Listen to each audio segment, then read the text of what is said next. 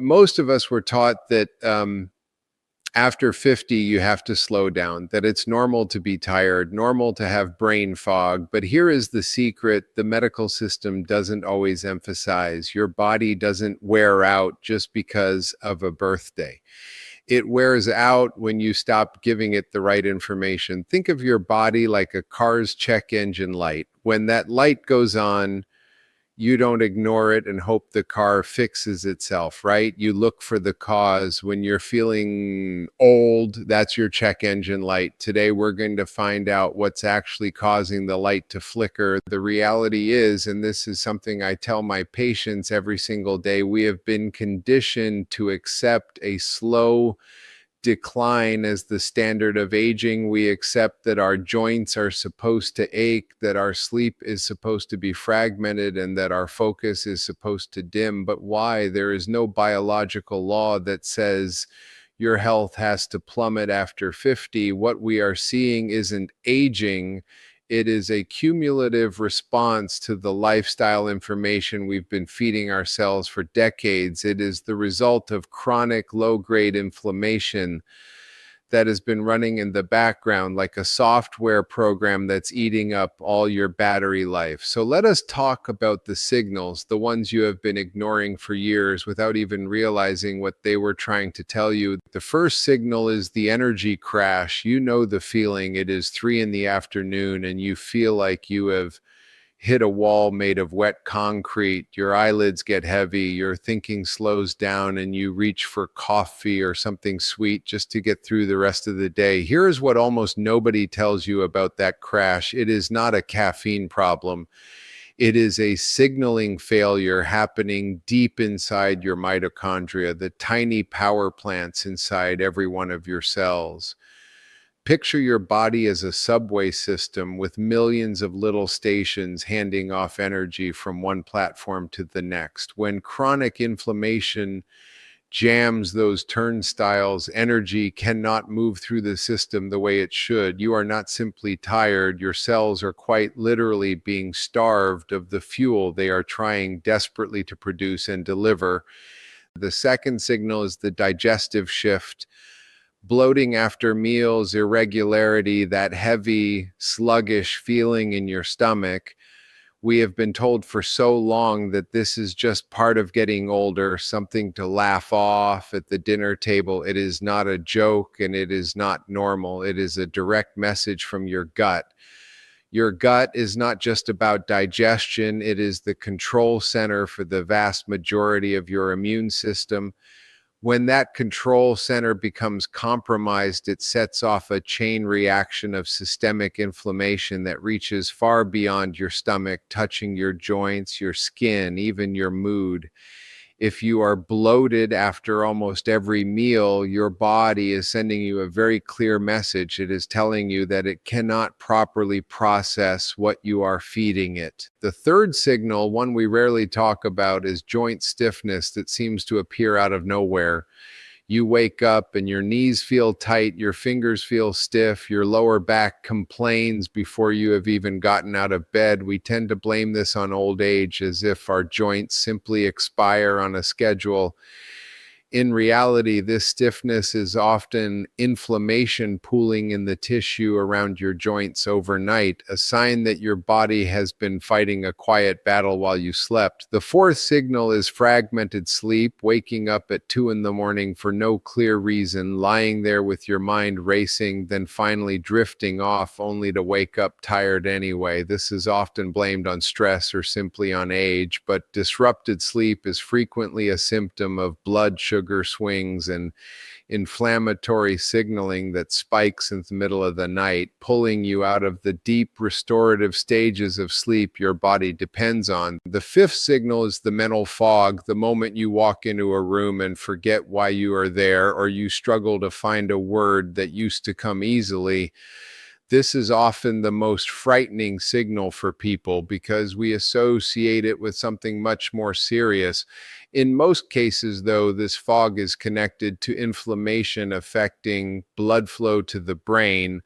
along with blood sugar spikes that leave your mind feeling like it is wrapped in cotton. Now, here is the one thing you need to focus on, and it is not about expensive pills, it is about information. We need to stop the internal fire. Most people in the senior health space are obsessed with counting calories. I want you to forget calories for a moment and instead focus entirely on inflammation, because inflammation is the thread connecting every single one of the signals we just talked about. The first step is to stop the fire at its source. Identify your top inflammatory triggers. For many of us over 50, this means refined sugars and highly processed seed oils, the kind hiding in packaged snacks, fried foods, and sauces you would never suspect. These ingredients are like pouring gasoline directly onto that check engine light, keeping the fire burning long after the meal is finished. Start reading labels, not to count numbers, but to notice these two ingredients hiding in places you would never expect. The second step is what I call the 20-minute movement rule. I'm not asking you to run a marathon. I am asking you to simply engage your metabolism. Just 20 minutes of movement after a meal, even something as gentle as a brisk walk around the block, significantly lowers your blood sugar spike and takes pressure off your insulin system. Think back to that subway station metaphor. This simple walk literally clears the tracks, allowing energy to move freely through your cells instead of backing up at the turnstile. The third step is the sleep repair cycle, and this is where the real magic happens. Anti-aging is not something you find in a jar of cream. It is a biological process of cellular repair that only occurs during deep, uninterrupted sleep. If you are not sleeping properly, you are simply not repairing, no matter how many supplements sit on your nightstand. Try setting a consistent wind down time, dimming the lights an hour before bed, and keeping your bedroom cool, because your body repairs itself best in darkness and in cold. The fourth step, one we have not mentioned yet, is hydration paired with electrolyte balance. Many of the signals we described, the fog, the fatigue, the stiffness, are made dramatically worse by simple dehydration. As we age, our sense of thirst naturally becomes less reliable, so you cannot always trust the feeling of thirst to tell you when your body needs water. Aim to drink consistently throughout the day rather than in large amounts all at once, and consider adding a pinch of natural salt or a splash of citrus to support your electrolyte balance.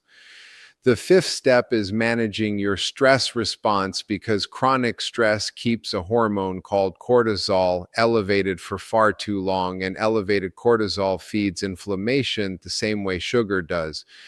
Even 5 minutes of quiet breathing, sitting outside in the morning sun, or simply stepping away from your phone can measurably lower this stress response over time. The sixth step is strength training, and I want to be clear that this does not mean lifting heavy weights at a gym full of strangers. It means giving your muscles a reason to stay strong, whether that is carrying groceries with intention, doing simple resistance exercises at home, or using your own body weight. Muscle is one of the most powerful tools your body has for regulating blood sugar and reducing systemic inflammation, and it is never too late to build more of it. The seventh step is nurturing your gut microbiome directly through fermented foods like yogurt and fiber-rich vegetables that feed the beneficial bacteria living inside you. Remember, your gut is the control center for your immune system, so feeding it well is one of the most direct ways to calm inflammation throughout your entire body. The eighth step is protecting your social connections and your sense of purpose, because isolation and loneliness have been shown to raise inflammatory markers just as much as a poor diet can. Call a friend, join a class, spend time with people who make you laugh. This is not simply emotional advice, it is physiological advice. There is a massive industry out there dedicated to selling you a quick fix for aging, supplements, creams, and gadgets, promising overnight results. But those are just band aids. They are not addressing the root cause. If you want to age differently, you have to treat your body like the sophisticated piece of machinery it truly is. You would never put low grade fuel into a high performance engine and expect it to run smoothly for 80 years. So, why would you expect anything different from your own body? You are not a victim of your age. You are the architect of your health. Your body is incredibly resilient. It is always trying to heal itself every single day in the background without you even noticing. You just have to stop getting in its way. So here's your homework for this week. Pick just one of the signals we talked about today, only one, and start paying close attention to it. Notice how you feel an hour after you eat. Notice your energy levels at 3 in the afternoon. Notice whether your joints feel different on the mornings after you walk versus the mornings after you do not. If you are ready to take back control of how you age, make sure you are subscribed so you do not miss the next video where we will go even deeper into each one of these steps. And hey, tell me in the comments, what is one symptom you have been ignoring that you are finally ready to address? I read every single comment and I would love to hear from you. Stay healthy and I will see you in the next one.